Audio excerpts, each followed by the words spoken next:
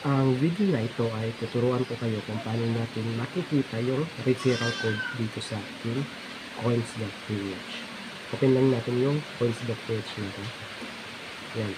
So, ito na yung ating coins.ph. So, ito yung profile. Ito yung home. Tapos, discover.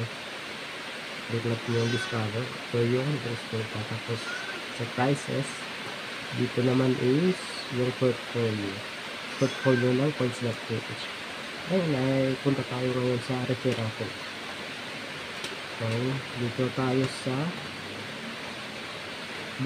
sa ating profile. Yan. I-click lang natin yung profile nasa gilid. Click lang natin yan. Tapos yung referral program is yan yung referral code natin. So, i-click lang natin yung referral program. Dito ay may invitation code.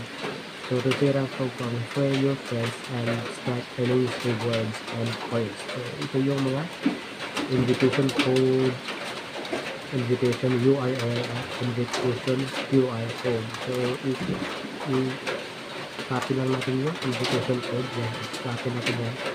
Once na-copy na, pwede natin i-share sa text sa app or sa messenger. Yan, invitation code at URL.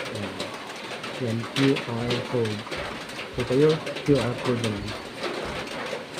So, ganun lang kasimple kung paano natin makikita yung referral code dito sa ating coins.ph.